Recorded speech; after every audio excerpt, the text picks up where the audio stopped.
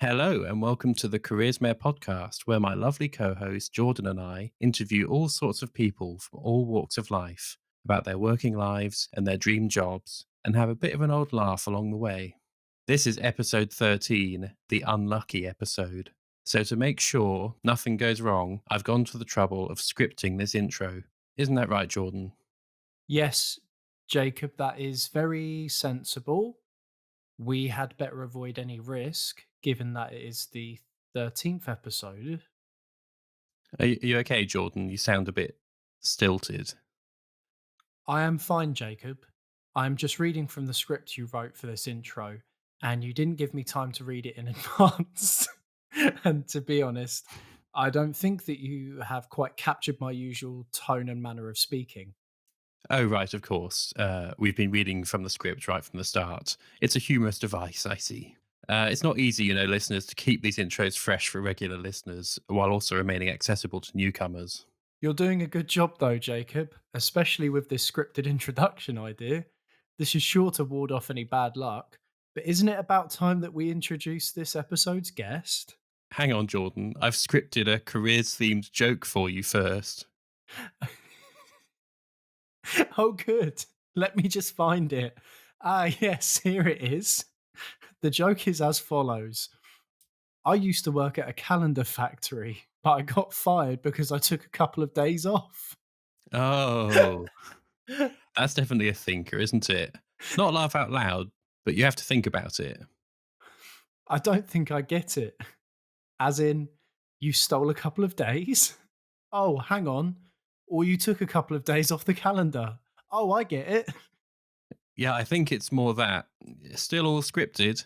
Yep, genuinely, every word so far that either of us has said has been off Jacob's script.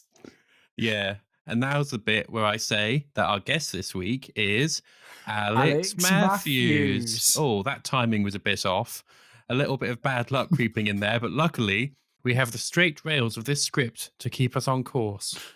Yes, Alex, like Anil, our guest on episode 10, works in the news media, but he works in technical logistics. He's had a very interesting career to date. He's a very funny man, and he even lived with me for 2 years when we were at university, the poor man. Yep, still every word, including these words, are scripted. Jacob is still scrolling through the script in front of us both, and I feel trapped, like my mouth doesn't belong to me anymore. But you see, Jordan, nothing has gone wrong. The curse of 13 has been averted. Hooray! Now the only thing that need concern me is the safe return of my stolen voice. Let's speak to Alex. On with the episode.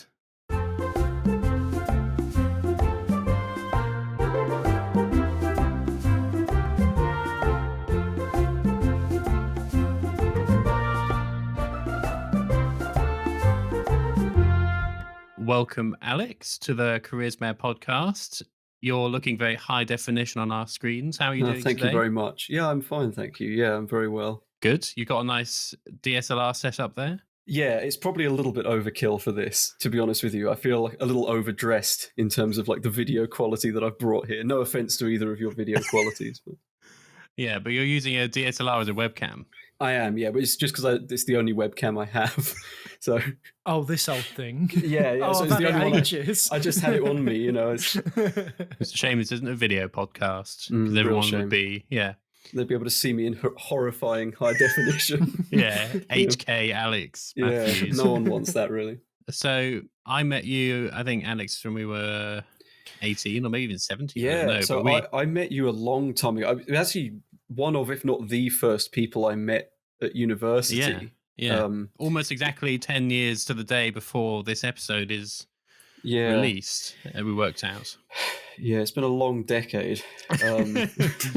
But obviously, the Alex Matthews who subsisted in the world before that day is unknown, unbeknownst to me, if I can put it in those terms. You can. So, when did you first become cognizant of the idea that one day you might have to work? And what were your feelings about that prospect? I think, generally speaking, I was quite sheltered in that respect. Like, I didn't have like a paper route or anything like that as a kid. What it feels like looking back on it now is I went like born, school, university, the job I have right now, and there was no real like nothing else really happened. In that respect, it feels like quite a nice, smooth pathway that I took. But I think when you're in school at that sort of when I was 16, what year would that have been? Like 2012? Yeah. There was a massive push, I think, in schools to get everybody to go to university. They weren't doing sort of trade jobs or whatever you'd call that, like, skilled work placements. It was all, everyone's got to go to university. And so at that age, when someone says to you, well, have you thought about what you want to go to university for?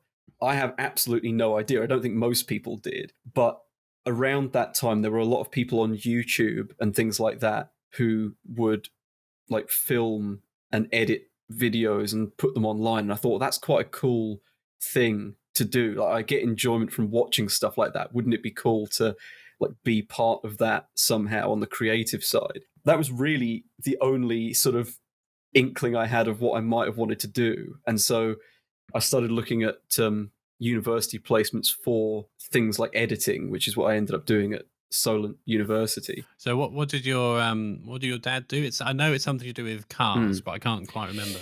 Yeah, I mean, he just bought and sold cars. He's always bought and sold classic cars his entire career, as far as I know. Is he anything like the dad in Matilda? What was the dad in Matilda? What, like the grey sort of, or like the brown suit? Like, yeah, Mr. Wormwood, I think that's his name. I don't think so. What was his, like, he has all these second-hand cars and he like he winds the speedometer. Oh yeah, he winds the speedometer back. Not speedometer. Sorry, the mileometer, yeah. What would be the point of winding the speedometer back? Going backwards in speed. Yeah.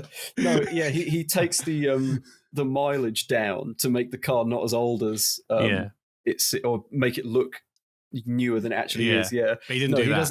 He doesn't do that. No, and if he did, you wouldn't say on this podcast. Probably. And obviously, I wouldn't say something like that on a podcast. That would be a very stupid thing to do.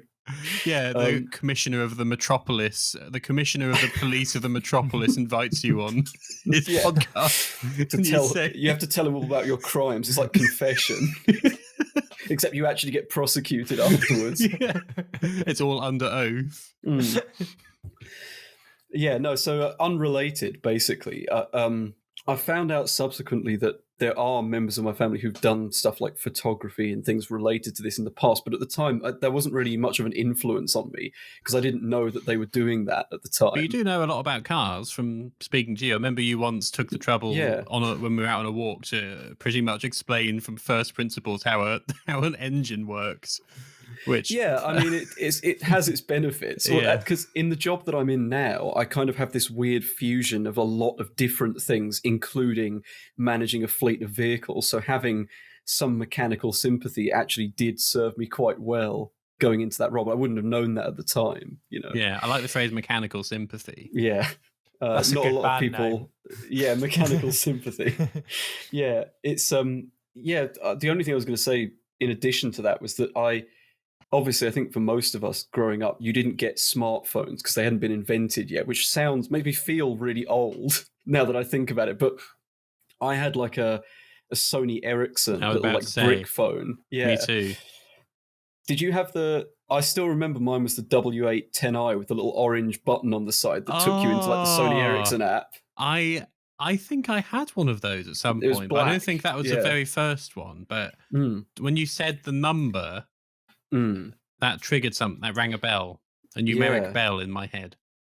So when I got that phone, obviously the phone camera was absolutely awful. I think people call it, you'd call it potato quality. It was really, really bad quality. Like, I remember filming stuff with that and also trying to do like stop motion stuff, but it's really difficult to do with that because I think I did as well. The only way to do it was you could take individual photos, but if you did that, you'd have to take it into an editing software, which I didn't have, or like Windows Movie Maker or whatever. So I would like start and stop the video on the thing because you could pause without actually stopping the Yeah. recording. Yeah. I'd love to. Oh, I'm only sure I've still 90s got the kids will phone appreciate somewhere. this. If you're Yeah, born I after the year know. 2000, turn this off. Yeah, you're not going to get it. You weren't there, man. Yeah, so I'd love to find those again. I probably have the phone somewhere, but Yeah. like with everything, it's got some ancient proprietary charging cable, so the battery's long dead, and I can't find the charging cable for it anymore. Yeah, you'd have to go to like a market in Shanghai or something to buy Yeah. buy that cable now. Go on an odyssey like Indiana Jones. It's just on the plinth. There's just a Sony Ericsson W810i charging cable. But I have I think the few videos that we have of my sister, my older sister, she's not older than me, but the older sister that I have, she they're all taken with that kind of a phone. Yeah. So it's 144p, I think, is the resolution. Yeah, I'd be amazed if it was even that. I seem to remember it being even worse quality than 144p. But... I watch all of my videos on YouTube in 144p. So I can still feel to conserve. Yeah. So you didn't, because I guess that's a family business that your dad's got. He does up and sells classic cars. Well, it could have been any cars. It wasn't exclusively classic cars, but it was older vehicles. The thing is, as time's gone on, it's become harder to procure those sorts of things because in the sort of early days of him doing it, I guess before I was born, you could go out and buy Triumph Spitfires or old Rolls Royces and things, and they were just around and they were almost consumable items in that respect. Like I remember him saying to me once that like there was quite a rare Ford Capri that he had and he sold it to someone and they crashed it into one of those pedestrian islands and like ripped the wheel out of the wheel arch, and that's repairable. And nowadays you'd take that car and you'd repair it, but they were just like, oh, just put it on the scrap heap, so it was a lot easier to get cars like that back then. Well, they're moving further away, aren't they? Like temporally speaking, they're moving further away. Yeah, if you imagine over time, they're obviously breaking or rusting away, or the ones that are in good condition get put in private collections that rich people have, But yeah, back when I was young, had all sorts of things. It's the sort of thing where even if you'd just taken the snapshot of when I was a kid, if you took all of those cars and put them in a barn somewhere and then tried to sell them today, you'd have so much money. But back then they just weren't worth as much because they were more common, So were you interested in that business when you were younger? To be honest, like you say, I don't really ever think I thought about it. It's really strange, but I just didn't really think about the possibility that I would have to work. Again, maybe that's a sheltered thing to say, but yeah. I would occasionally help with the cars if stuff, needed doing with them, and I would go with my dad to like collect cars and things like that. But it never really occurred to me that was a thing that I could do. So there wasn't any sense that it was a family business that you could get involved with. No, and I think my parents were very supportive in that it was kind of just whatever came to me in the end, i.e. the sort of filmmaking, editing stuff. They were just happy for me to go and pursue what I wanted to do. There was never sort of like you hear like people say, oh, we've got a proud family of like farmers or doctors or whatever. You're going to do that as well. It wasn't like that or anything. Yeah. I guess they might have thought that by the time you got to the stage of running that business, you would be, classic cars would be the ones that were then common. You might have been, repairing vintage Volkswagen Golfs, and Priuses. Oh yeah, lovely. Prii. Didn't they actually say they said that officially the plural was Prii? I don't know, because wasn't there an ad campaign about that years ago where it was like, what's the plural of Prius? Where it was some sort of thing that was doing the rounds, wasn't it? Yeah, the decision was the result of a marketing campaign, apparently. So I'm sorry for mentioning it then. It was designed to make you want to buy a Prius, which I don't want to, so it failed. It's designed to make you want to buy a plural number of Priuses. Of Prii. I love this advert so much, I'm going to buy 10 Prii. Great. Well, there's an advert at the moment. I'm sorry to mention it because I find adverts extremely annoying, but about Hyundai. Have you seen those adverts when Mm. or Hyundai, which is Where how they say everyone it's pronounced pronounced. Hyundai, Yeah, by the way. Yeah, Hyundai. it's really. Yeah. and it seems to be all Scottish people. Mm. Actually, it's Hyundai, and then Mm. they make their new slogan rhyme with Hyundai just to really hammer it home. Mm. I think surely any decent thinking person's response to that advert is to make a solemn vow to themselves to only ever say Hyundai for the rest of their lives. Surely. I always think about the creator of the GIF saying that it's actually pronounced GIF, and everyone kind of squarely ignoring the fact that that's what he wanted Yeah. it to be called. Yeah. Because everyone was already calling it GIF, and a lot of people point out that it stands for graphics something or other, Yeah. not giraffics, which is a fair point, I feel Giraffics like. Park. Giraffics. Yeah. And So I'm it's true. They really do. The pre-I do move in herds.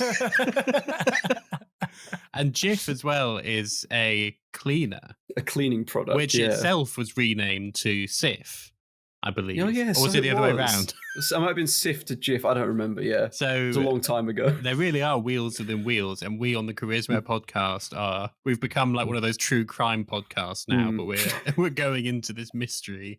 Yeah, someone needs to solve it. Please write in and say, has anything named Sif ever been renamed to something else? PO Box 12345 London SW1 111A.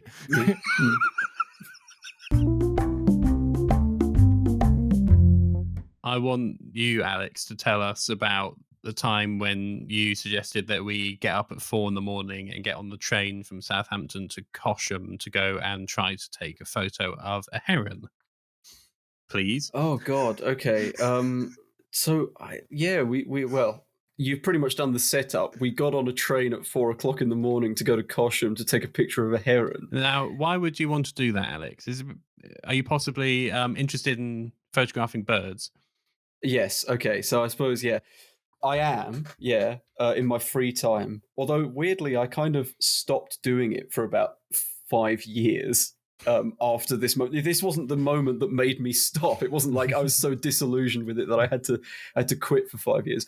But I seem to remember on multiple occasions, not just at Cosham, every single time I wanted to try and take a picture of a heron, it would always like fly away deliberately as if it knew that I was here for that purpose. But I don't remember what happened in Cosham specifically. Do you know? Because I have to admit, I don't remember a lot of things that go on in my life. Alex did say to us before we started recording that he's got a terrible memory. So I dread to think what's going to happen when we get onto the parts when I wasn't also there and can't fill in the gaps. I know. So I would say at I least think they're closer to the present, so you've got more of a chance of remembering. In my defense, we will get on to what my actual job is, but I think the problem is it's been so there's so much to take in that role that I've pretty much forgotten everything that happened before I started working there. So yes, I think I remember funny things that have happened to me and strange things that have happened to me, and I'm less good at remembering, like to do things around the house and whatnot and errands. So we're making up for each other's deficiencies here, I think. Yeah, exactly. Well, I don't know. That makes it sound like you come around and tidy my house, which isn't the case. I don't do that, no. Are you talking about the sketch that we came up with? Yeah. So did that happen at that time? Yeah, right? yeah. Okay. So it's while we were there, we went round looking for this heron for ages, and just to stress on you that it was 4 o'clock in the morning when we got up to go and do this. And I did it because I thought, well, why not? But also, if we don't get a photo of a heron, I'm going to be really annoyed that we've had to do this. And then I was sort of a few feet behind you because you were leading the way with the camera. I was following you to where you thought the best place would be to find a heron. And then what I remember is that you saw a heron and it immediately flew away before I could even catch up and see it as well. And then that was it. It was the chase was about an hour and a half, and the period of time during which the photons bouncing off a heron's feathers were flying into your eyes was only a few seconds. I've come to find that this is actually the case all the time with not just herons but photography of wildlife in general. Yeah, so maybe to work out some of that anger. We wrote a extremely high budget sketch idea, which is as follows. Fade Uh, in. Yeah, sorry, no, you carry on if you were gonna. I was just gonna say I should note that obviously I'm not a comedy sketch writer. That was your thing, but obviously I like to think that we fused an interest in wildlife photography with comedy that day. I disagree because I'm pretty sure that you came up with the idea, the central idea. But I will explain. Okay, I'll fine. explain what it was. Go for it. Fade in a lake covered in birds and covered in ducks and other birds. On the bank of the lake, there are two bird spotters, and they've obviously they've come out. They might have been out there for a while. They've got flasks of tea, anoraks, camping chairs, all their binoculars, all their kit with them, notebook, bird watching book, everything they need. And it's a bit like fishing when part of the joy of it is just that you tend to sit there for quite a long time and do nothing. So there's that kind of a vibe that we're getting off them at the beginning here. And then a third person walks in, seemingly just like the first two. He walks over and sits a bit away from them. He doesn't like join them, but he sits nearish them. There's a certain camaraderie from the fact that they're there pursuing the same wholesome pastime. And this new person sits down and gets out a flask of tea and unscrews the lid and maybe pours himself a cup of tea. Starts gets out his camping chair, his kit, and just sort of starts getting himself together. And he's kind of being quiet and respectful because he doesn't want to scare the birds away for the other two people. So I'm laughing. I don't know what I'm about to say. And then he's being quiet and respectful. Doesn't want to disturb the birds because the other two. And then maybe we cut back to the other two, and then we cut back to the new person, and he whips out a minigun. And for those of you who don't know, minigun is definitely is a misnomer because it is a very big gun that fires lots of bullets very quickly. It's a huge mechanized thing that has a great big spinning barrel that fires probably dozens of bullets Many a second. projectiles. Yeah. It should be called a mini gun. Many gun, yeah. Keep that in. And he basically just cuts up. He just goes across the tree line, just destroys just it all. Like cutting through, I think like cutting through all the trees and all of the birds. Like feathers, like flying, like they're all just completely torn down, decimated in seconds, and it just holds on him doing this for a long time. A detail that I did miss out is that the other people have binoculars on tripods, and that's the thing. The idea was that they'd have either binoculars or cameras on tripods. So he's like saying to them, "Oh, do you see anything interesting today?" while setting up the tripod. Yeah. And so the last bit is then he whips it out, puts it on the tripod, and just mows down the entire lake full of birds. Yeah, that you get at least half the credit for that idea, Alex. Well, thank you. Because that was that was a lot of fun. But we'd established that you possibly through mere inaction or inertia didn't occur to you what you might do until you happened across YouTube videos and you thought, I'd be interested in the production or post-production of those things. So then what specific discipline were you interested in, and what degree did you decide to do? Well, so I ended up applying to Southampton, Solent, and a couple of other universities. I'd heard good things about Portsmouth University, so I kind of wanted to get in there, and Southampton was actually my second choice.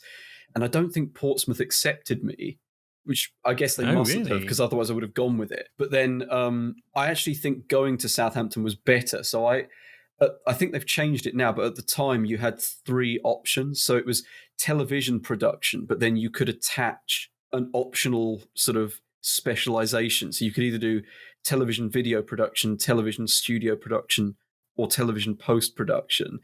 And so I did the post-production one, which is what I think you were interested in as well, Jacob, was the editing side of it. And that's how we met. And it was, I think, the best thing about university, because I think a lot of people that I've seen there's a kind of argument for, like, is it even worth going to university? Because there's a lot of stuff you can learn online. And I know that a lot of the learning I did supplementally was just looking up tutorials for things online. I think the biggest thing about it was just the connections that you make. I think that's invaluable because I wouldn't be working where I am today without that. And I know for better or for worse, the television industry is still very much a sort of who you know economy. You still have to back that up by being good at what you do once you're there. But I think there's definitely, if you know people in the industry, it helps a lot. And going to universities, I think, gives you that access.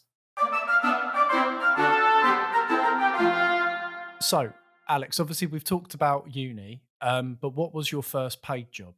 Yeah, so unlike a lot of people, I think I didn't get a job at uni and I hadn't really I'd done like work experience that was mandated through secondary school, but I hadn't actually worked a paid job. Southampton Solent was good in that you could, at the end of your third year, they had, I think it was called like Solent Creatives or something like that. And they would try to place you on jobs. So like I did a job filming the airside driver safety video for Southampton Airport, just as a sort of like you work with clients and you That's cool. kind of work to a deadline and stuff.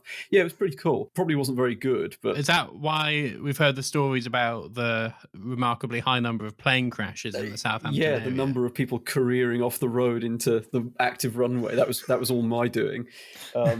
There was stuff like that, but there were also, it's funny, I remember in one of, I think it was the episode where you interviewed your friend who's a doctor. Oh yeah, George Cook. Was Episode it George 8. Cook? Go and listen to it if you haven't heard it already. I think it was Spotify, that Amazon, one. and Apple.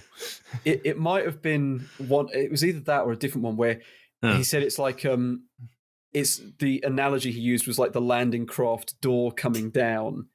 I basically felt like university was a bit like the scene in Saving Private Ryan where the door came down. I've used that example before because they kind of pat you on the back and go, yeah, your CV's great. I'm sure you'll do fine in the real world. And then the ramp comes down and everyone just gets slaughtered by not getting any callbacks at all on any of the jobs you apply for. And Tom Hanks is behind you going, I'll see you on the beach. Yeah, that's and he did that as well. They got him in.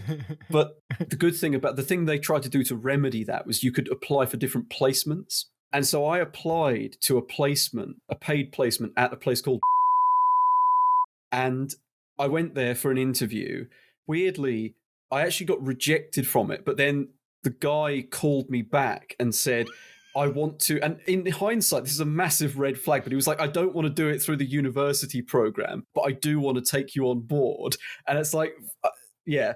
Anyway, on the surface of it, this place looked really legit. You know, the CEO or whatever was there in his like suit, nice professional photo shoot, lots of members of crew with like the company name on their shirts and everything. It looked like a legitimate business. And I guess in a way it was, but when I actually started working there, I realized that it was a lot smaller than basically it was a fantastic marketing masterclass, really. But the actual job was just run out of like a business center, which I guess is that like the place where you go if you're a small business, you can hire out office space. Is that what you call it? Is that a business center? Like a creative space or like a shared office, I guess you'd call shared it. office, that sort of thing. But they were, I mean, I saw the outside of them and they were cheap looking. Yeah, they were cheap looking. And what it actually turned into was I was kind of hired on as an intern social media executive, which I feel like putting the word executive in the title makes it sound a lot better than it actually is, because what I was actually doing was taking the same video clips over and over again, editing them into slightly different promo videos, and then having just an insane upload schedule to like Facebook, Twitter, all these different places, just uploading stuff every single day to try and hook people into, you know, oh, you want to use our services to do, it's like business to business marketing videos, that sort of thing. It's hard to really know where to start because everything about it was so bizarre. And obviously, I won't mention specifically the name of the person, but I guess the way I would describe the guy, because I didn't really actually get paid as an intern. I did get paid if I went on shoots, but we didn't do many of those. And the whole kind of shtick with it was that actually it was just one guy basically hiring in freelancers to do the work, but making it seem like they worked for him. So, for example, I remember one time he was like, oh, you know, watch the way that I'm writing this and everything. And so, you know, because I guess he wanted ultimately to try and get me doing this sort of thing. someone would say, "Oh, we want some motion graphics for our video," and he would say, "Okay, let me put you in touch with my head of animation." And in reality, the head of animation was just a freelancer who did motion graphics. It was all a bit of a farcical sort of. It was to create the image that you had a big team behind you, but he actually didn't. He had this sort of grand plan in his mind that, if he had these ideas that if you just uploaded a lot to social media, that was how you just had to keep chipping away at it, and eventually you would get clients that way, if that makes sense. And so that was a big part of what I did, was just constantly setting up automated systems to upload stuff. Not like when people hire bots to do stuff like that. It was just like you were a that makes it human sound bot. that makes it sound a lot more illicit. What it actually was like you can get bits of software that just schedule tweets to be released. So I had to still manually input them, but then it would send them out at certain times. So I didn't have to literally be awake at like 12 o'clock at night, as if anyone, I don't know, it's weird. The whole thing was weird. So when you actually got into this business, you got into the office, you spent time with the owner. What was it like? What was the office like? What was a day's work like when you went in there to do a day's work? Just take us through all that. Well, it's really weird. It's very bizarre. It, again, being one of these like business shared office rental spaces, the actual room itself was tiny, and it just had like a couple of Mac computers in there. And I would just turn up. And the annoying thing is they had those Mac Magic Mouses, the ones where you have to charge it. You have to turn it upside down and plug the thing in at the bottom to charge it, so you can't use the mouse while it's charging. No. It's a really weird design oversight by Apple. But they had those mice there. So I had to, every now and then I just have to stop because I had to, the mouse would die, and I'd have to just like turn it upside down and plug it in again. But most of the time I was either like in Photoshop doing promo pictures, or I was doing editing promo video stuff. He had like a library of different shoots that he'd done over the years, and I would just go through and edit those differently every time. It was the same. There wasn't a lot of footage to go through. There weren't that many jobs on file. So you were just kind of rehashing the same stuff and then uploading an industrial quantity of it to Twitter every day. That was really all I was doing. And I think he might have asked me to come up with a schedule to upload things, and that's where I've got a picture that I sent you, Jacob, of the whiteboard with like Monday through to Sunday, and then the different times throughout the day of when the posts would go up. But again, it seemed like a lot of work for nothing, really. How does that compare to what you thought you would be doing? Well, I thought I'd be doing actual filming or editing of stuff that was coming in. So you assume in a role like that, like the stuff you've been doing in your degree, you thought it would be pertinent. Yeah, I thought it'd be actually, yeah, exactly. I thought that there would be more actual shoots, and you'd go on those shoots, help learn the skills, because the way it looked from the photos on the site was that there was a team of experienced people who went and did lots of high-profile corporate jobs, and you'd learn from them the sort of ropes of the corporate video production world. Either that, or I'd be doing the editing side of things. And when that stuff came back to the office, I'd be working alongside an editor as an assistant or something. And you think you'd actually be learning something, but actually it was just a very small time production. It was basically the CEO and me sat in an office awkwardly for 6 hours or however many hours I was working that day. So this CEO, let's call him Jimmy Mattress. Yeah, fine. Mr. Mattress. Tell us more about him. Just I wish I could explain. It's really hard to kind of the immediate thing I go to is the sort of people who've got this sort of grind set. If you know that term, you might have heard that term. I think if you turned the word grind set into a person, that would be him. Yeah, that's what he was. That is what I was picturing when you said like the suit, like the whole look. Yeah, it's a heavily sort of mocked term. In fact, I'm going to send Jordan a picture of him while you say what you're going to say. And you know the picture I'm talking about as well. Yeah, Alex. I know the exact picture. It's very sharply dressed, giving the image of constantly just having basically. He would always have something to say, even if it made absolutely no sense at all, if that makes sense. Do you know what I mean, Jacob? It would be like he would he'd say, like, someone would ask him a question like, "How's the weather today?" And he'd go off on this long spiel that sounded very articulate, but meant absolutely nothing about, Just the loves the sound of his question. own voice. Yeah, typical sort Yeah. of like what you'd imagine businessman to be like. It's all very sort of buzzwordy but not any real substance to it. I remember on his desk he had like post-it notes that said like Jimmy Mattress never gives up. Jimmy Mattress is always motivated. Like motivational messages to himself, which at the Oh, time I remember thinking no. that's like crazy person stuff, to put it bluntly. It's Not like that's not in the third that's person as scary. well. Yeah, in the Like, third I can person. understand, like, if it makes you feel better putting a post-it note on your computer, like, you can do it, but not like Yeah. Jordan Andrews can do it. Like, that's Yeah, insane. it was just a bit strange. It struck me as a bit strange. And also, I remember, and I'm going to tell the story about how we went to the rooftop bar, Jacob. Just before you do, I'm going to Yeah. quickly get Jordan's live reaction to the picture of Jimmy Mattress, so Go we on. can all hear and enjoy it. Go on. You just tell us what you think when you see this picture. That is a Sky Sports Monday Night Football pundit if Is ever that- I've seen one.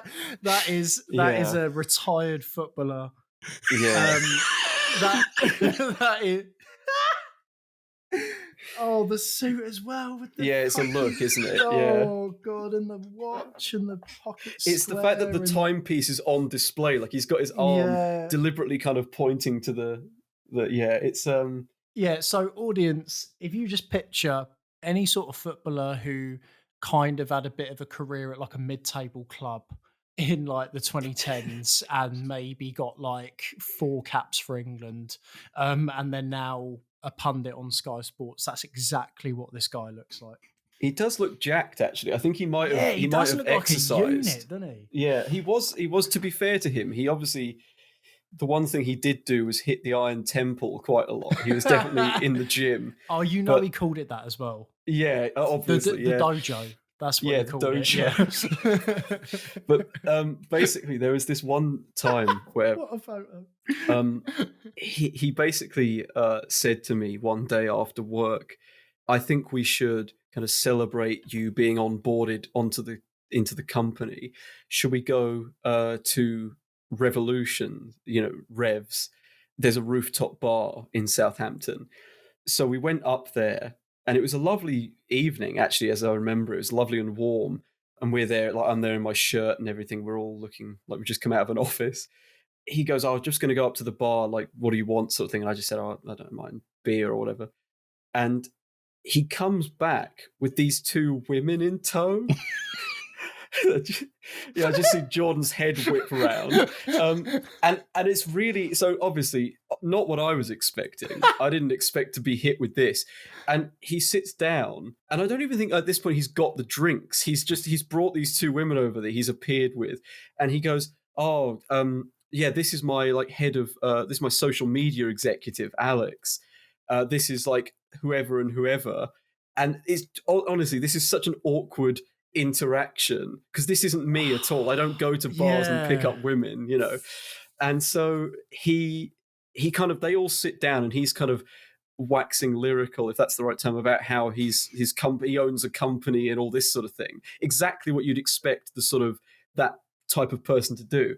And then, if I remember rightly, he goes, right, I'm going to go and get those drinks now because I think they're ready at the bar. So he just gets up and leaves me with these 2 people. And I'm like, what am I supposed to say? I've been in the job like a week. I don't know anything about anything. And now I've got to try and entertain these 2 people that he's given the hard sell to. It was just such a horrifically awkward experience. And there was nothing really to say because after he'd bragged about how he owned a company, there was just, it all kind of went dead. And after we had our drinks, it was kind of like, okay, bye, see you later. It's just weird. And then afterwards, I'm sure he said, one of the things that I'm going to teach you is I'm going to teach you like how to pick up women or something like that. And it's like, God, this is so awful. This is exactly what you would imagine. Again, it's exactly what you would imagine someone like this would be like. So the sort he's- of the pickup artist, the smooth operator, So it's just awful. He's clearly not in it. He's not in that for the love of the craft, is he? He's just he's If I had to put money on it, I would say, or if I had to sort of analyze it, I think he loved the idea of being the top dog CEO, smooth operator, but in reality, he wasn't that. But he at least could put on the facade of being that when he could go to a bar and look suave. Like he did technically on paper own a company, it just wasn't a very good one. It didn't have any money. I mean, you know. anyone who gives £6 to Company's House can own a company. I mean, we Yeah, own exactly. a company. We own a company. That's true. Funkle yeah. Productions Limited. Yeah, you So you don't see it's, me going to revs with you and No, picking it's up chicks. just awkward. Well, the just night really is young, awkward. Jordan. Yeah, there's still time. Yeah, it's just a very awkward experience, the whole thing. And there were lots of times where I think he wanted to act like a smooth operator and then didn't. Another example, which is just a kind of funny one that you couldn't have made it up, really, is the Chinese takeaway. Because I think he was trying to be like the cool boss, and he was like, "You hungry? Let's get in some Chinese. I know a place." And he was the first thing that was weird about it is he went, "Luckily, we don't need to order any rice because I've got my own rice cooker." And he pulls out a giant bag of rice and a rice cooker. It's like, we only need to get the mains. We don't need the rice. And it's like, okay. Is this a flex? I don't know. I don't know what this is. We're saving money. That's not a flex. Exactly. But then it was the funniest bit was we ended up not having it because he called the first Chinese place. They didn't answer. And he was like, okay, it's fine. I know another one. Second place doesn't answer. I think he called 6 places, didn't he? None of them answered. Didn't. The funniest details for me is that happens on a weekday at lunchtime. Oh yeah, so yeah, it happens on a weekday at lunchtime. You'd think somebody would pick up the phone. No, so we ended up not having Chinese in the end. And I think he might have said, "Do you want any rice?" And I was like, "No, I'm good, thanks." And he made himself some rice. That is so funny though, and like it sounds like he's got this image in his head of being like on Wall Street, but it was a bit like that. Yeah, you work in a shared office in Southampton. And yeah, it's not really much of a bragging right. Don't worry, champ. I know a place. We won't even. We won't even have to wait for our order. They know. Yeah, they know me. Yeah, it was a little bit like that. As I say, he has this image of that shot in Goodfellas where he takes his girlfriend out for the date in the restaurant, and it's all one shot of him walking through the back door of the restaurant and having the table set up.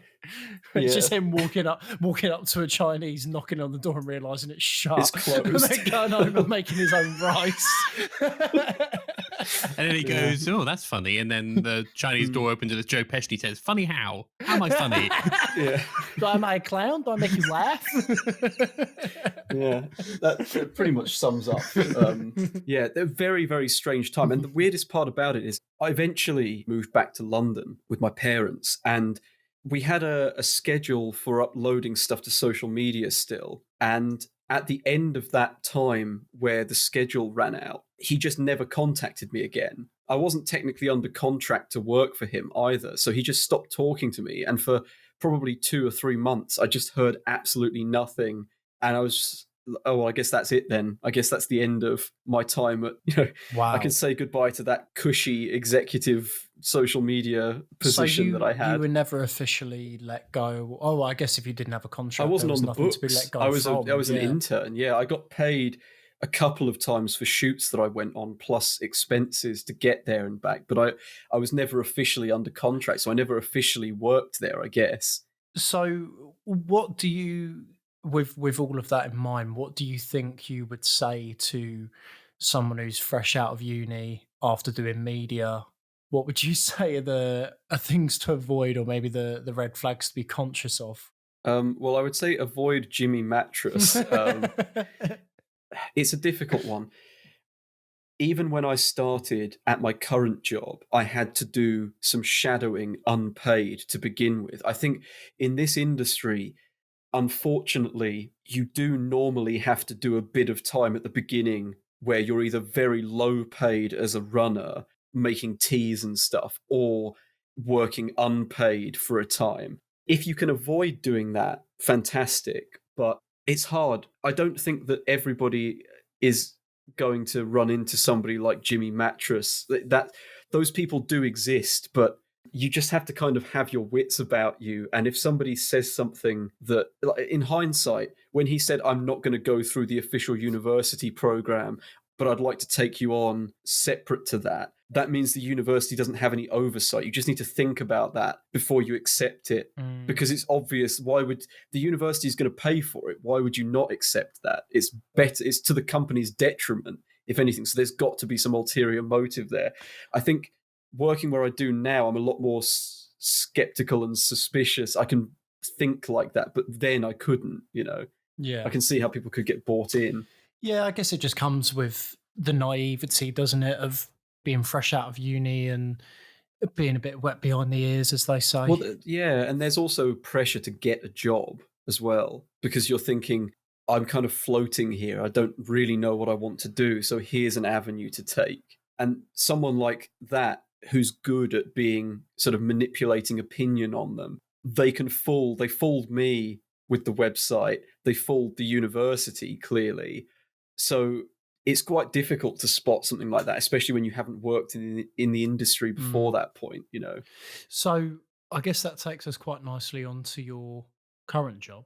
So you spent your time with Jimmy Mattress, Hmm. and then was that the next step is what you're in now? Yeah, and I do kind of consider myself quite fortunate that my pathway went the way that it did. Basically, another friend of mine, who I'd lived with, Jacob and I had lived with, they managed to get what would you call it, like a bursary internship thing paid at a news broadcaster. And a job came up in one of the departments there, and he basically lit my phone up when he found out, and he was saying, I absolutely need to, there's a job going, do you want it? And I just immediately, at that point, I'd been basically unemployed for a couple of months, like applying to places but not getting anywhere. And I just said, absolutely, I'll rip your arm off for that. Introduce me. So I went down there and chatted to the guys there, did about 5 weeks, I think, of shadowing, just going up there on the train, learning the role, because it is quite a difficult role to teach people because there's so much involved in it. But eventually I managed to get the job. And basically, it's called different things at all the different news stations, but it's called technical logistics. Basically, I'm in charge day to day of our fleet of vehicles and all of the equipment that you use. So, cameras, lights, you name it, anything to do with broadcasting. The outside broadcast department is what it's broadly called. And I do that for all of the equipment in our London headquarters and all of our regional bureaus and all of our international bureaus. So, we've got bureaus all the way from LA to Beijing, and you have to look after all of the equipment there. And also, it's kind of grown as a role. I now look after rigging technical OBs and things like that. That OBs meaning outside broadcasts. So if they need to put a mobile studio somewhere, I might go there and help rig the lights and the cameras and bits and pieces like that. So it's quite a broad role. So where do you work normally? Do you work, like in a warehouse, or are you out in the big wide world, or is it a mixture, or how does that work? I would have to say I really do like the job. I think I've always liked the idea of not working in an office. I just never that idea never really gelled with me, and I've always liked the idea of working from a young age. I called it working behind the counter, so the idea of seeing the inner workings of things. You're not a customer being served. You get to go in the back room and see how it all works. And so working in broadcast news is perfect for that, because the rest of the world is seeing the pictures through the camera, but you're physically there at some of these events. And that it feels very sort of special to me. Day to day, I'm working in our outside broadcast unit, which is a big sort of warehouse with all of our vehicles and equipment. So you've got satellite trucks and cars that the camera operators use, and all sorts of, millions of pounds worth of broadcast equipment, the sort of cameras you see, traditional like news camera operators where it's mounted on their shoulder, all of that stuff, right down to little sort of DSLR cameras, and anything you can imagine. We've just got all sorts of stuff for all sorts of occasions. So I'm working there day to day, but then I often get sent out to do all manner of different things. Sometimes it's as benign as, like this weekend, I had to take at time of recording, the last weekend, there was a pro-Palestine march in London, and I had to take one of the satellite trucks down to Westminster, to Parliament Square, and put it in position, get the dish up for the satellite, because the engineer on shift wasn't coming on till later, and you can't make him come in way earlier, put the truck in place, then go home and come back again. So I was doing that, which isn't, it's a random thing that I've been asked to do.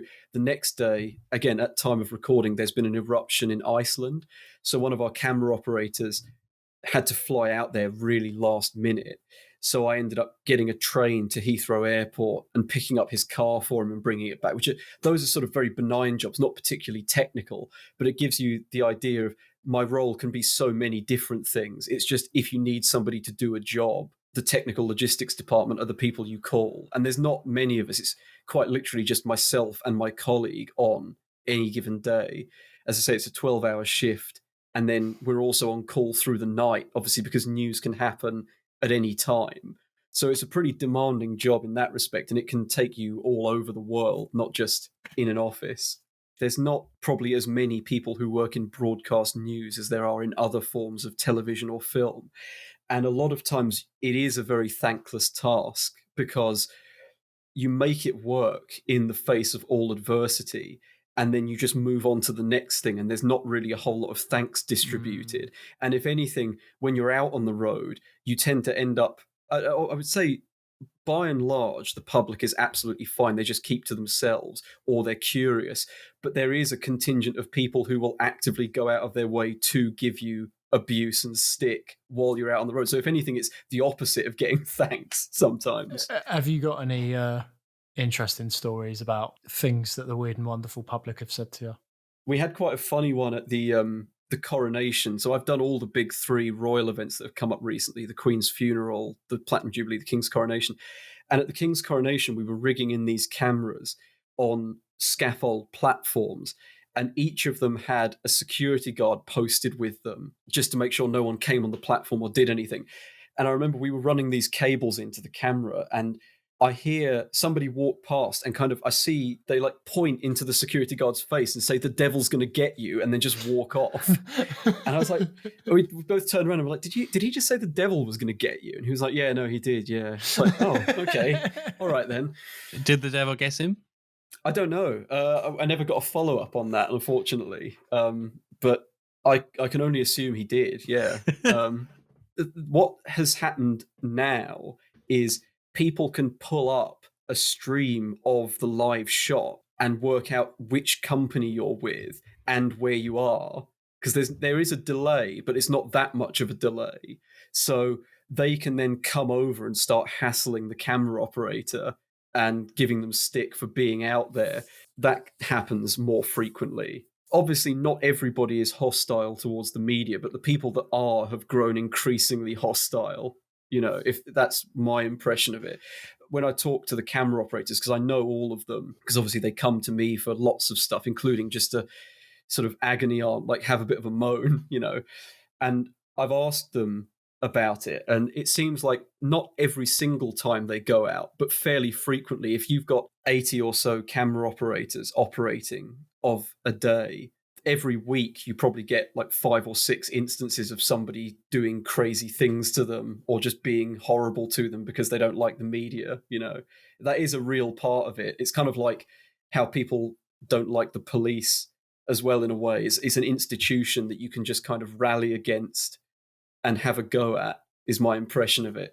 I'm not saying it's perfect either, but some people really hate it, Yeah, I would say that I can definitely empathize with that, because obviously working in a job center, you do get people who will have a go at you. I think the comfort I take in it, or the way that I sort of don't let it get to me, is I think, well, I know you're not having a go at me specifically. You're just having a go at what I represent, Yeah. They don't mean to give abuse to the camera person in that specific person. It's like, oh, I'm just angry at what you represent. That's at least how I try and feel, not let it affect me. It's like, when people are shouting and raving at me in the job center, which doesn't happen that often, obviously. But if they do, I'm like, okay, I'll let you have your rant, because I know that ultimately you're not annoyed at me, you're just annoyed at the system, and I'm the face of it that you can get angry at. Yeah, I think for me I like an example. There was a guy recently, one of our camera operators, who was covering a protest, and they were all kind of like shouting and jeering at him. Somebody physically came up to him and like grabbed him by the lapels, and was kind of really getting up in his face. And that camera operator in question, he's obviously got the camera on his shoulder, but he's also a black belt and has done multiple martial arts. So he kind of, with the camera on his shoulder, still getting a live shot, puts the guy on his arse, basically. But then he realizes, oh, that's not a good idea because all of his mates are here too. So I can't do that. So he has to pick him back up again with one hand while the camera on his shoulder and shove him back into the crowd and go, no, he just fell over, But the thing is, it's like, really, he shouldn't be subjected to stuff like that during his job.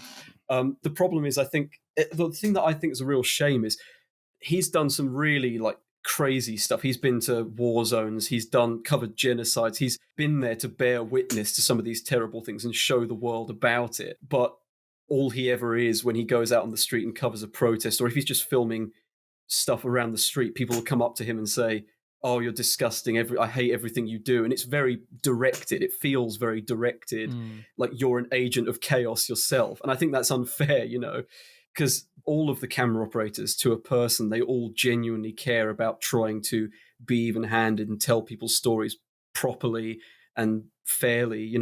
They agonize over the fact that they realize that it's a real privilege to be allowed into people's lives to film their stories, and they try to do justice to it. But that's not what people see. They've always, if they want to find something to pick up on it, they will find something to pick up on it.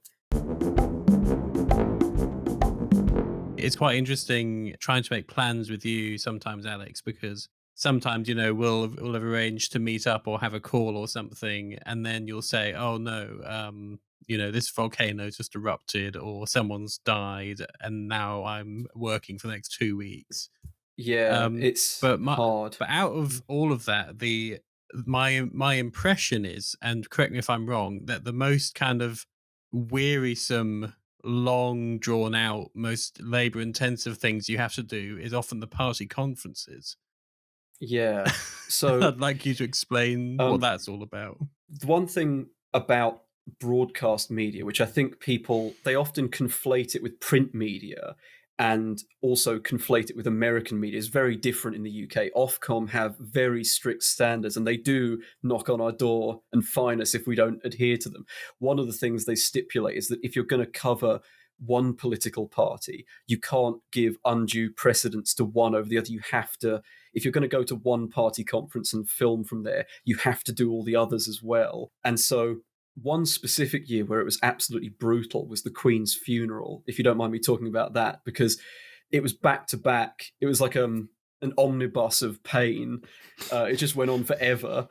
We always knew that the Queen's funeral was going to be a massive thing because it had been planned for 70 years already. The minute she entered office, it was always going to be an inevitability.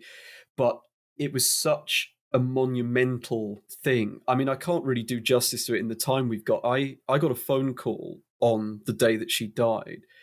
Without going into the details of how those operations work, you get a heads up about it. Basically, I got a phone call at around 3:00 from a colleague of mine saying, you might want to think about coming into work. And we already knew that the palace had said they were unsure about her health. So I was like, I know what this is going to be, And from there, because the party conferences backed onto her funeral, it was a period of national mourning up to the point where she was buried in Windsor, I believe. And because the party conferences fell slightly after that, they didn't cancel them. So we ended up working 34 days, I think it was, in a row, minimum 12-hour days. Sometimes you were working more than that because it was just there weren't enough people to cover an event like that. And that's with all of the big three broadcasters pooling their resources, so they'd say, oh, if you get your helicopter to do this leg of the journey of the coffin from Balmoral down, we'll get our helicopter to be on station to do the next leg.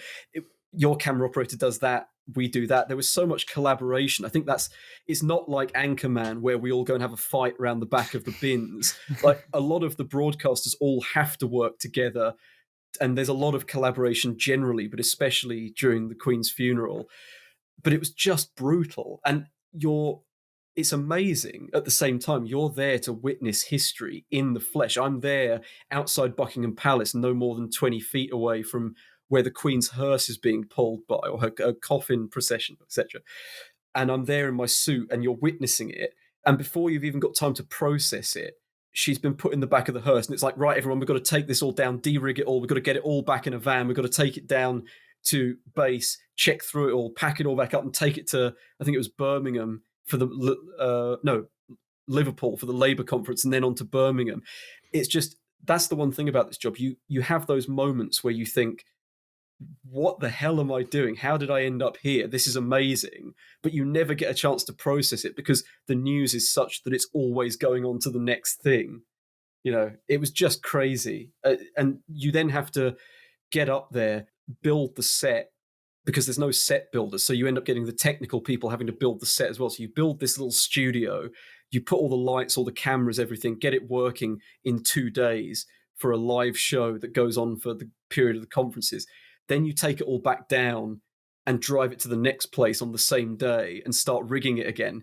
It's just madness. I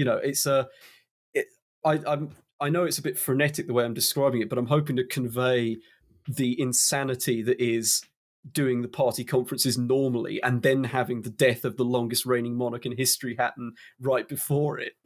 So you did 34 days non-stop. Yeah, Is that pretty legal? much. I think. Well, I think if you electively, if you voluntarily do it, I wasn't asked to do that. It was just, they said we need people to work, and I said okay, So I did do that willingly.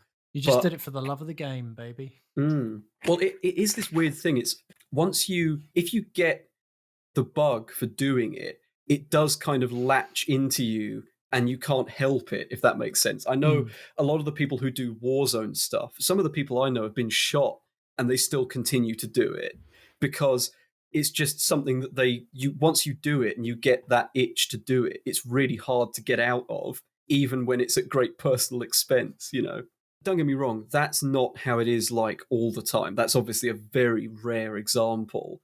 But I remember because we had so many royal events, we were joking that we were spending more time at Buckingham Palace than we were our own houses. And I'm not entirely sure that wasn't accurate. I felt like I was constantly at work for the whole of 2022.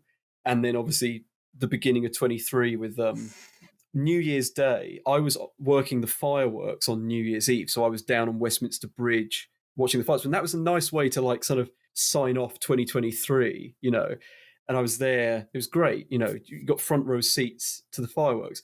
And then the morning, New Year's Day, the phone calls start coming through about the Japanese earthquake. And you think it's just, it doesn't end. It just goes on forever. I genuinely think if there was an asteroid about to hit the Earth, everyone else would be going around panicking and you'd still be getting phone calls from the assignment desk going, yeah, so we want to do a show from the impact site. It's only going to happen once, so we need to make sure we get this. So can we do like a 5-camera setup? And you just be like, yeah, all right, fine. And you put it all aside and you do it because that's just how it works, Even during like COVID, that was a really bad time for a lot of people. I had loads of friends furloughed, working from home. It took a real sort of psychological toll.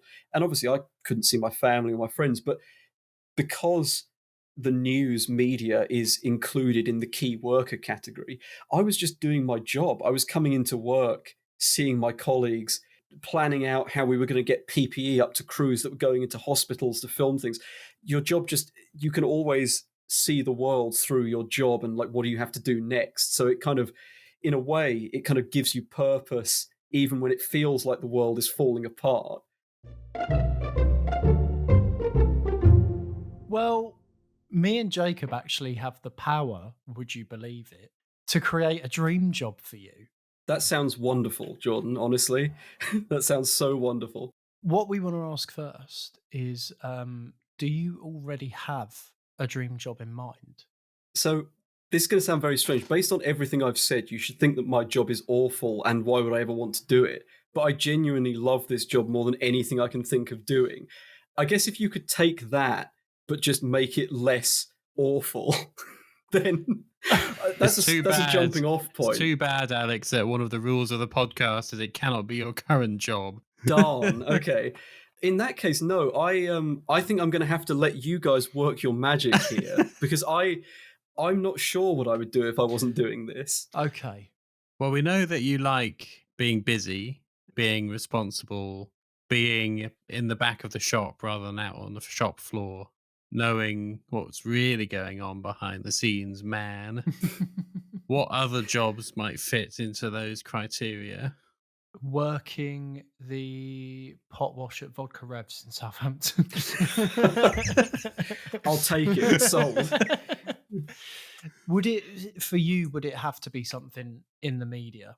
I think it could be. To be honest with you, I've often thought one of the coolest looking jobs, although I know it's a lot of hard work, is working on something like Planet Earth 3, working in like the BBC documentary unit, because you get to work with animals and you get to film things, which are two things that I like. Do you mean like those people where they dress up a camera as a swan or something so that they can get close to the I mean, other swans? yeah, I guess so. Yeah, I was thinking, where you go down to the Serengeti and film like lions and things, or like not necessarily dressing cameras up as things, but I guess you could do that too. Well, It's all interesting. I'm sure. I mean, yeah, it's not always a swan.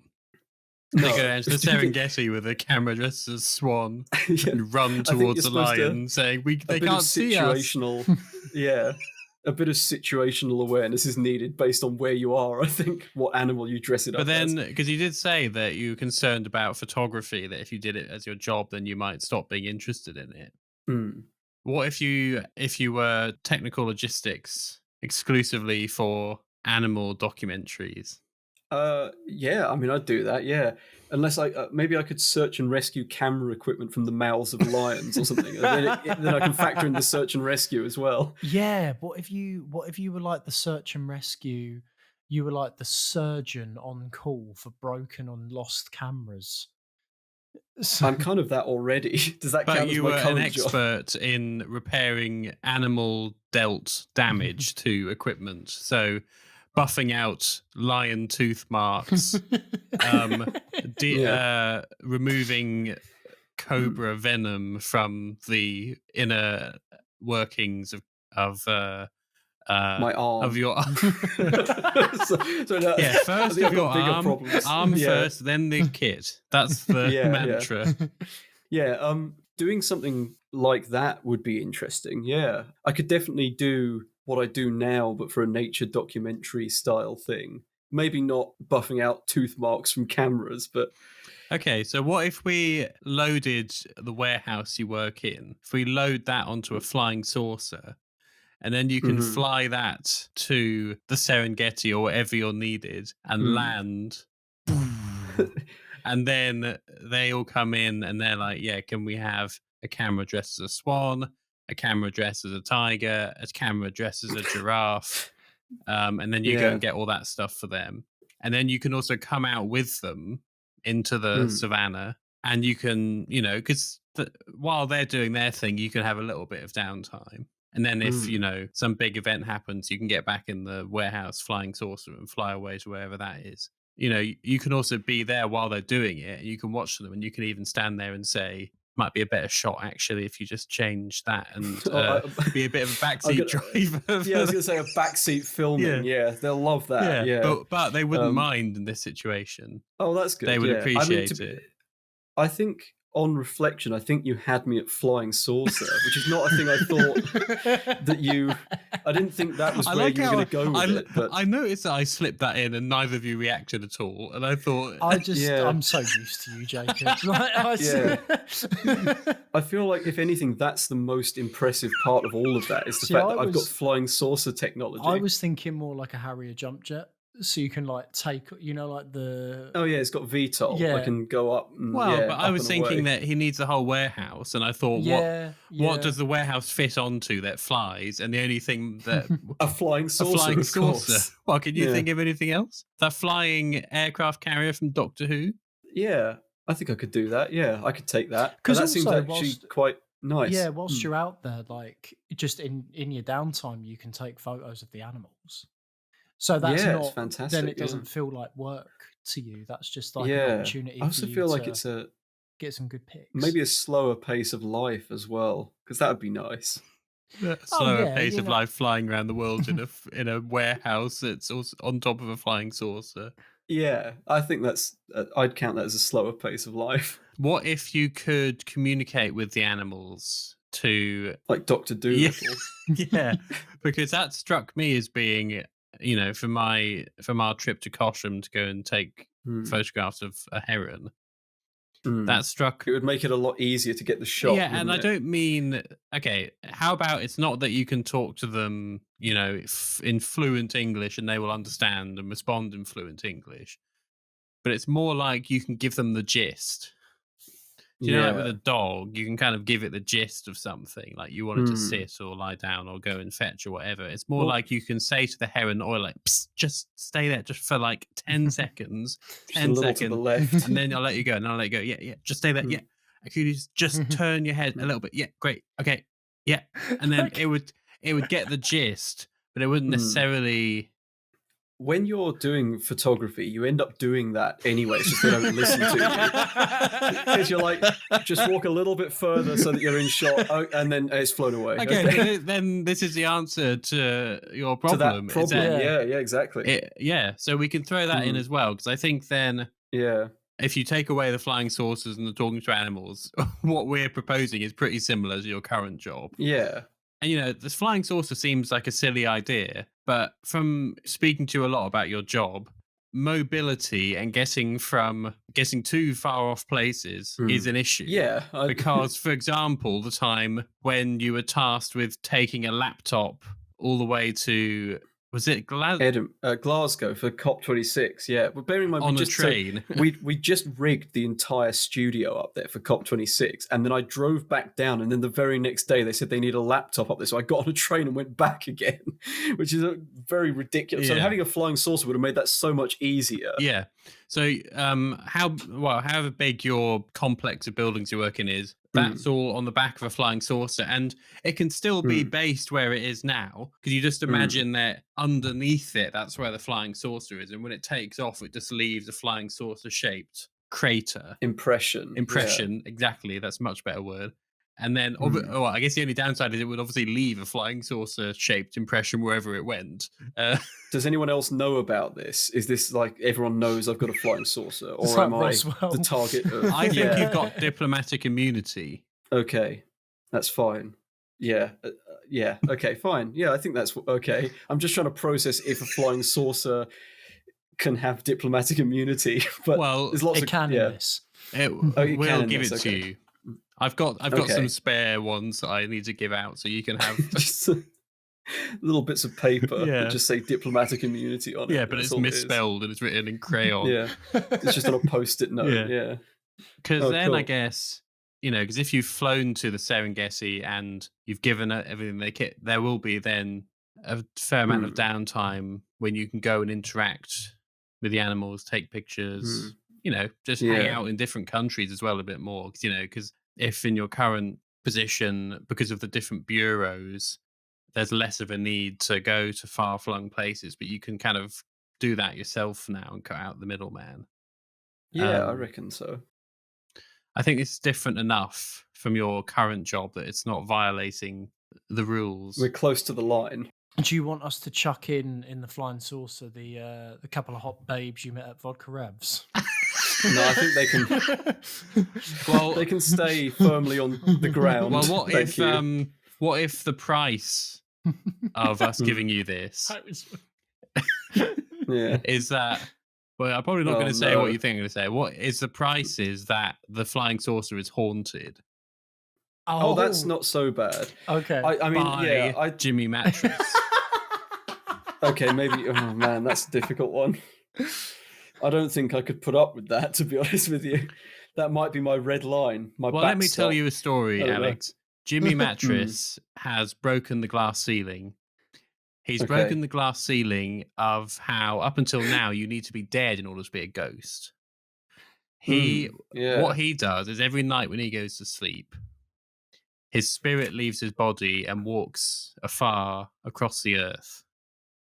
And sometimes he comes and haunts your flying saucer. as Okay, well but as only other ghosts, sometimes. as well as regular other ghosts that also haunt your flying Oh, saucer. so it's like a Scrooge situation. Yeah. It's like the ghost of flying saucers, ghost- past, It's like present, The and Jacob ghost of future. Marley. mattress past. Yeah. Yeah, He's like Jacob Great. Marley. He comes and appears to you, and he warns in you. chains. He warns you against the perils of Mm. self-image or obsession with self-image, just to keep you Don't because do you- what To I keep me did. humble. because there's a chance that Yeah. when you have a flying saucer and you can kind of half communicate with animals, that your ego might be puffed up. And so every now and then, when you're wandering around the observation deck or some other part of your flying saucer, he will just appear and go, whoa, and then do something that will make you go, I need to stay humble. I need to keep it real, man. Yeah, I mean, I think that's fair enough. I think staying humble is very important. So, in a way, is that even a negative? Well, You know, no. he's doing me a solid, really. It's a ghost of somebody I don't particularly want to be around. It's a bit of a, but swings and roundabouts. You're not at all worried about the other ghosts that might be Well, it there. depends where they are. If it's like Kayako The Grudge. from The Grudge, then no, I wouldn't be massively happy about that. Yeah, but, is she a ghost know. or is she? I guess she is a ghost. She's more of a. yeah, she's a ghost. No, She's not really a demon. She was a person. that's wasn't true, she, that yeah. died. I mean, I don't want to vouch for that. I don't want her around, but Well, she is Just a don't ghost. sully her good name. I tell Yeah, you, I'll make exactly. you a deal, Alex. The ghost won't kill you, or Cool. drag you to hell, or drag you into an alternative dimension or anything. Hmm. When they'll haunt you, but when the haunting is over, you will be uninhibited, unharmed. You can carry on as before. You'll just be a bit scared. And you might even be a better Okay. person for it. Yeah, I'll lean out the window of my flying saucer and go, "You boy, what day is it?" To the giraffe. In the To the giraffe, Serengeti. and it just won't answer me. Yeah. Well, because it will kind of got the gist of what you said, but it will. Yeah, it'll go, "Well, I can't answer you.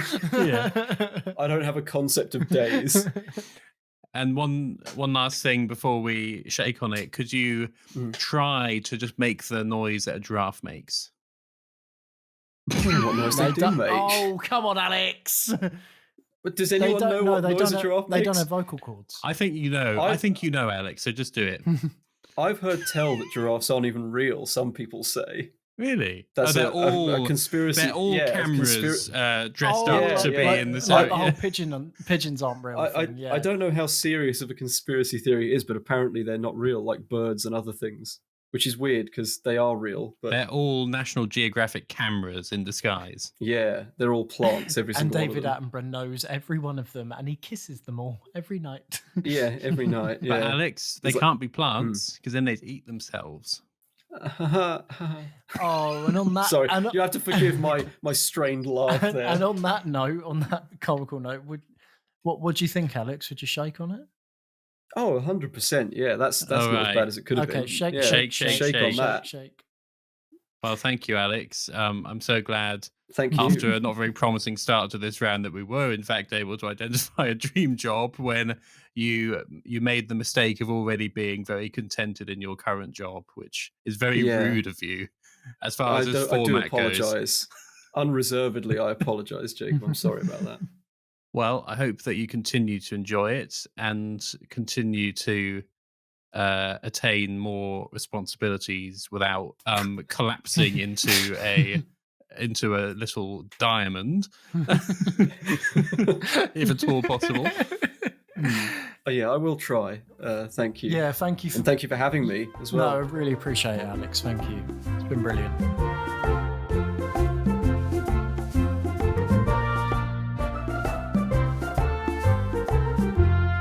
Well, I for one wouldn't mind a flying saucer.